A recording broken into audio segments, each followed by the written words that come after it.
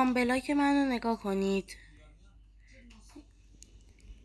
یه جزیره، یکی اینجا، یکی اینجا، یکی اینجا، یه دونه اونجا. شاید باید و تازه حتی اگه بریم داخل اند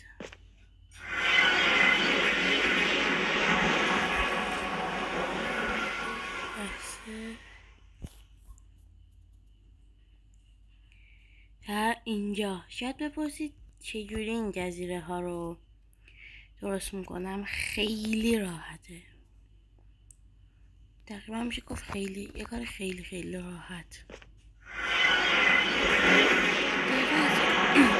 ارتفاعی که ببخشید دادم گرفته است. تا هر ارتفاعی که میخواد جزیره‌تون میشه دقیقا از زمین یا نزدیکترین برجش یه عالمه میاید بالا، به اندازه‌ای که دلتون خواست. باید حالا به جز بلاک بالایی این دوتا رو خراب میکنید، میرید اینجا و اینطوری خراب میکنید. تو سروایول هم یه جوری انجام بدید دیگه. خب حالا من فقط باید بیام برسم به این کابلستون. حالا یکی دوتا اینو خراب میکنی. حالا یکی اینجا، یه دوتا اینجا، دوتا اینم از این اینا رو خراب میکنید به همچین شکلی برسید. خب بعد دوباره میاد اینجا یه بلاک میذارید روش، یه بلاک دوباره همینو میاید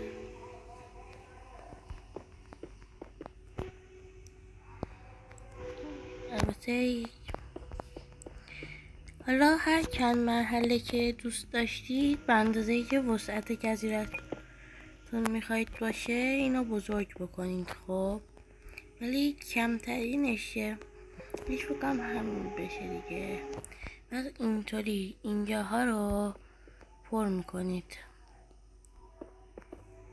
خب حالا اینجا یه جزیره کامل اصلا. حالا این خوشگل نشد، بیایم یه مرحله هم بزرگش بکنم.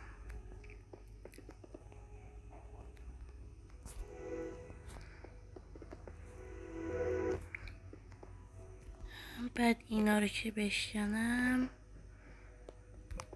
اینا هم فقط بر خوشگلیه، میخواید باشه میخواید نباشه. کلا فقط یه همچین فرمتی میتونه بگیره دیگه. خب به همین راحتی اینجا رو پر میکنید و تمام. این آماده است.